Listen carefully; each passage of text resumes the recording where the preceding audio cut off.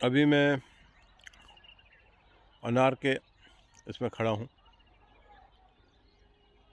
अनार के बीच में अपन ने गेहूँ लगाए हैं। गेहूँ के बीच में कहीं पे कसूरी मेथी है,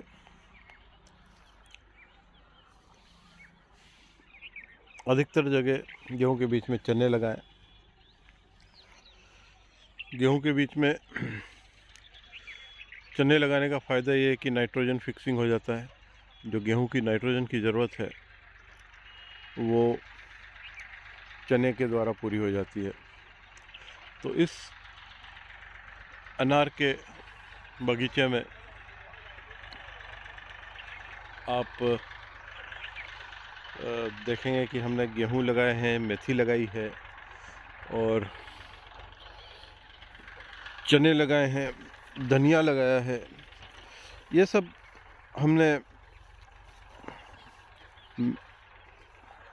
मिक्स क्रॉपिंग करी है। या और अभी ये जो आप देख रहे हैं, ये जो हम इस जैविक तरीके से पूरी तरह से किया गया है। और उसका एक बड़ा फ़ायदा ये है, जैसे हम अपने बचपन के दिनों में खेत पे जाते थे और कुछ भी सीधा खा लिया करते थे तोड़ के, वैसा अभी फिर से कर सकते हैं, क्योंकि जैविक तरीके से कर रहे हैं। इसमें कोई केमिकल नहीं है। और ये जो पेड़ है, ये अनार के बीच में कुछ अमरूद के पेड़ भी हैं। ये मैंने अभी अमरूद यहीं से तोड़ा है। लकीली सीज़न ख़त्म हो गया, पर फिर भी मुझे एक पका हुआ अमरूद मिल गया है और मेरे ख्याल से कुछ और अभी दिख रहे हैं। तो यही फ़ायदा है, मैंने यहाँ से तोड़ा और खाना शुरू कर दिया। यदि मैं किसी और फॉर्म में होता जहाँ पे केमिकल फार्मिंग हो रही होती तो मैं ये हिम्मत नहीं कर सकता था, क्योंकि वो पेस्टिसाइड बहुत ही डेंजरस है, पॉइजनस है। और हाँ, यहाँ पे आपको कुछ मकड़ी के जाले ज़रूर दिखेंगे बीच में, लेकिन मकड़ी के जाले मकड़ियाँ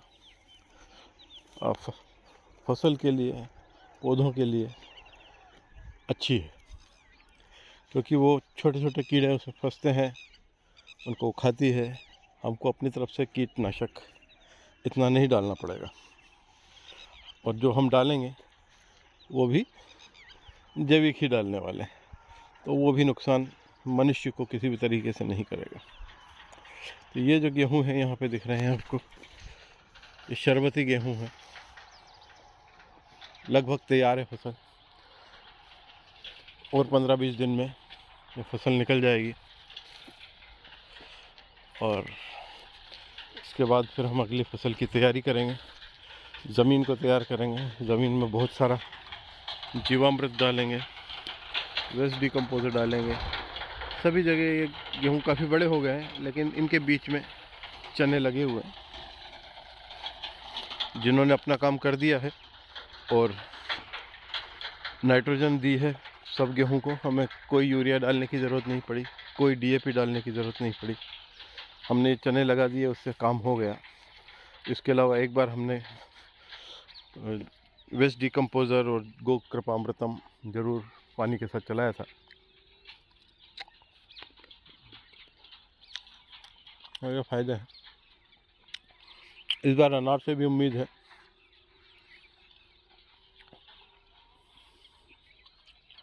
ड्रिप हमने बिछा दी है।